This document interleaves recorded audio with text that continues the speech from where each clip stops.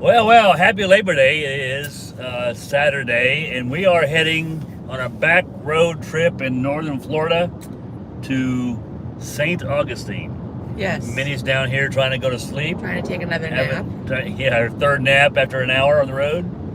And we just thought we'd give you a quick ring. We got a new video coming out for you on Monday that's actually about the leads. I know this is a little bit of clickbait, but the title of the video today was "No, You Don't Need Leads," and we did a little skit. We did. Did a little skit demonstrating how you can succeed in this business and find warm and cold market prospects to sell your life insurance to, and not have to buy leads. Now, again, the disclaimer is that that's none of that's ever consistent. So it really greatly depends on the kind of money you want to make in the business. I've always said that the real value in leads is that you can talk to a certain number of people every single week that have an interest in our product, rather than doing the old-fashioned way, the way I started in the industry, which was door knocking, cold calling on the telephone out of the phone book, and having to generate interest.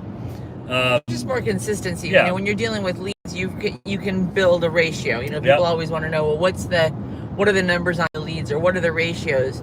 You can build that on leads because that there are going to be a certain number of people that filled out the letter because they were curious, and a certain number of people who filled out the letter to make the letter stop, and a certain number of people, that filled out the letter because they absolutely, they know that they need some sort of protection for this new mortgage or this refi or whatever it is. Yeah. When you're working in a different way, if you're going to make that your primary way of generating clients, you are going to have to be very diligent about it if you're going to do it on a long-term basis, right?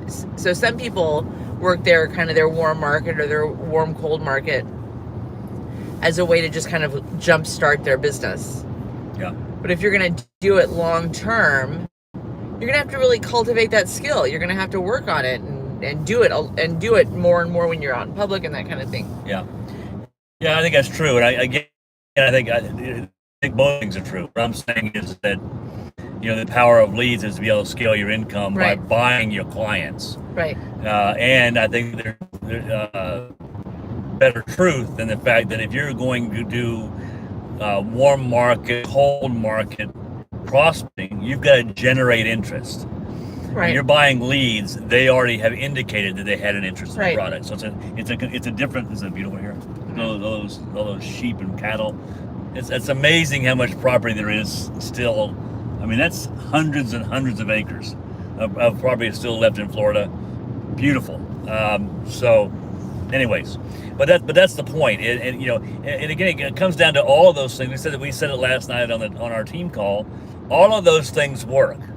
Right. And and you should be doing them. You should be doing the cold market, the warm market. You should be working your. Angela demonstrated a training topic that she's done many times, which is the box top training. Maybe I can share that on a video as well for all of you. That it kind of teaches you how to find prospects to talk to about life insurance, index universal life annuities, whatever it is, about our products. Not need leads. But again, those things aren't necessarily consistent. Right. If you beat on your family too much, and maybe it's a good thing, you'll stop getting invites to Thanksgiving and Christmas because, or your church friends or those kind of things. So, while you should, like yesterday, we bought Angela a new car, and we're in it right now, and two of them indicated they might be interested in coming over to our agency and changing careers. So that's. And I said last night on the team call, we need to make it short because we're in the backwoods here. That about products, and you are willing to generate or spur on a conversation about what and they had to do a GoFundMe.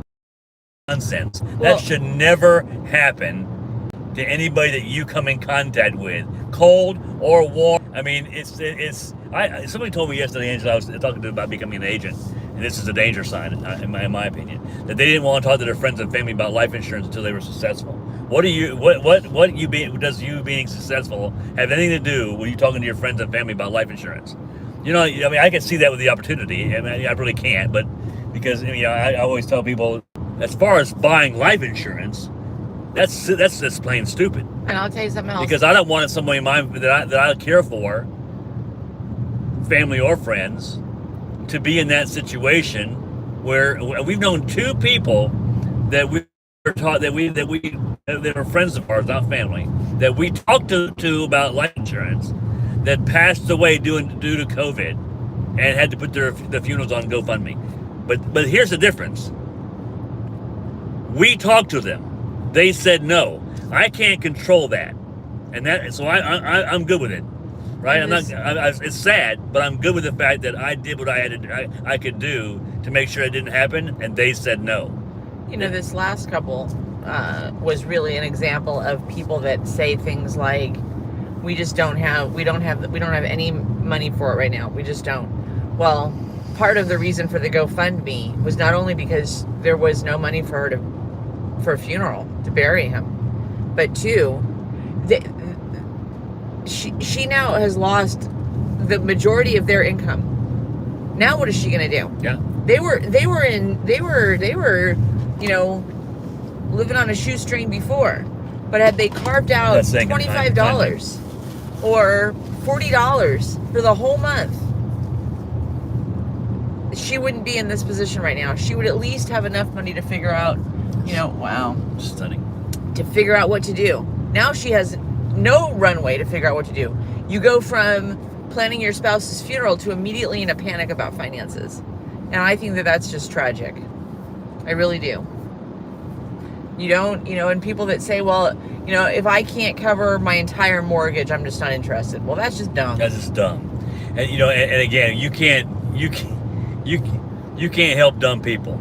If they don't see a value in it, or they want to throw around comments like, oh, I don't plan on dying tomorrow, I'm perfectly healthy. Okay, nobody plans on dying. Kobe Bryant didn't plan on being killed in a helicopter crash. Okay, he was on the way to a basketball game. That's what his plan was, is to take his daughter to a basketball game.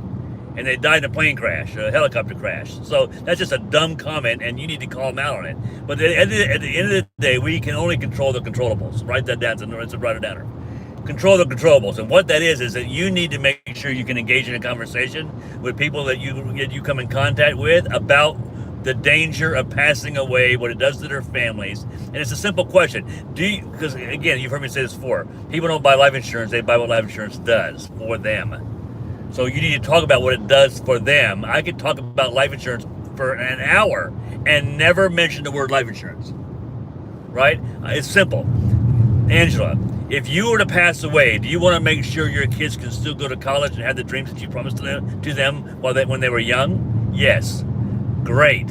We need to get together, because that's what I do. I protect those promises that you made. That's life insurance. But I'm not standing on a street corner, a breadboard on my back, saying I sell life insurance. What I do is I protect your family's future. Their promises you made to them.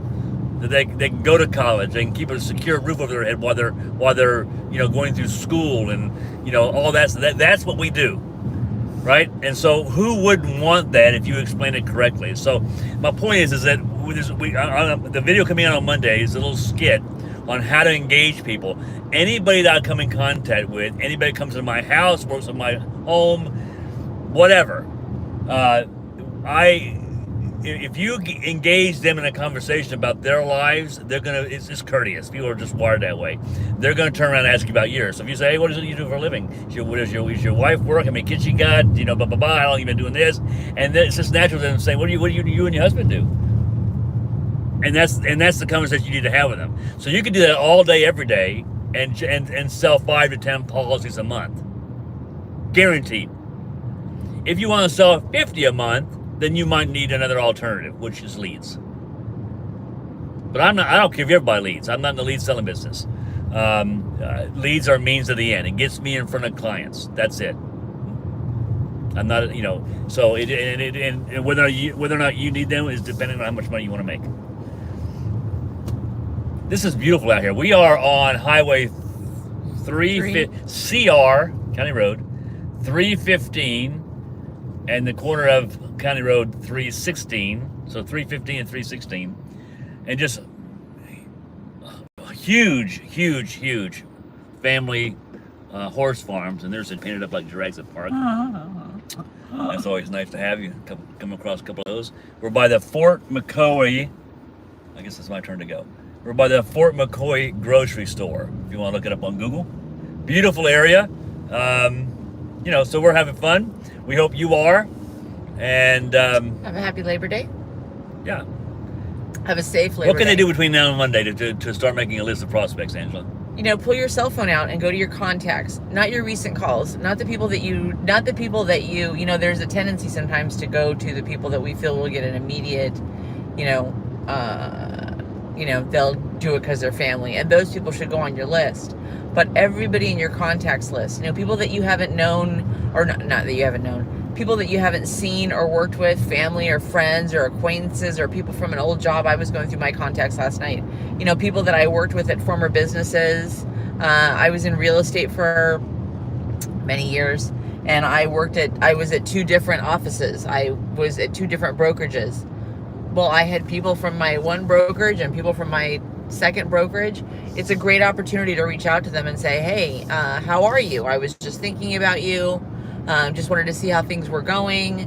And inevitably, again, like Steve said, they're gonna tell you how they're doing, and then they're immediately gonna say, how are you doing? And it's a great opportunity to say, I'm doing great. I am in the I'm in the helping families business, or I'm in the mortgage protection business, or I'm in the life insurance business. Even if you're nervous at first and you feel like you don't have that's what you have to say, you haven't gotten your your spiel down. You're dealing with people that so it's a great opportunity to review a policy that they have, or see if they don't need to have their coverage changed or updated. Think about the people where you spend your money. We just started going, because we're new to Florida. I knew. Yeah, it's been a year. It's been a year this month. We have all kinds of new businesses and practitioners that we're interacting with. We have a new dental office, which unfortunately I had to go to last week. So we've got a new dental office. We have, there's a community center that we go to, in our development. So we go over there. There are new restaurants. We have, all of these different things that are opportunities for you to, say hi to someone, use their name, and start building a relationship, start building that conversation where where they will say to you, well, what do you do? And look, you could also say, I sell life insurance. Do you have any? Do you Great. have some? How long ago did you get that? 10 years ago. Things have changed because of COVID. A lot's changed in the life insurance business, and now you don't have. Do you have death insurance, or do you have life insurance? Well, I don't know. It's it's life insurance, I guess. Well, do you have to die in order to collect the money? Yes. Well, that's death insurance. What I do is life insurance. That's a new kind of life insurance, right? It's money if you live, and money if you die. So if you become disabled, terminally ill, critically ill, terminally injured, you can draw money off the policy to pay your mortgage and living expenses, or whatever you want to do with it. Go to Bora Bora, you take care of your bucket list. So you don't have to die in order to collect. What would happen if you lost 100% of your income, but you're not dead, but you couldn't work? Well, I'd be devastated. Exactly. That's why this is a new kind of life insurance. I'm more than willing to come out and take a look at your policy and make sure you have those benefits. If not, I can help you with those benefits. Many times, they're included at no additional cost. That's it. Do that 5 times a day.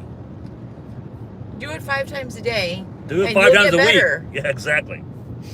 It rolls off our tongues because we've been doing it for so long. But again, you don't need leads.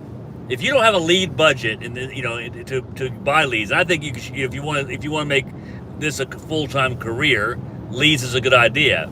But many of you don't have a lead budget. I can help you figure that out. This is one of the ways. Yep.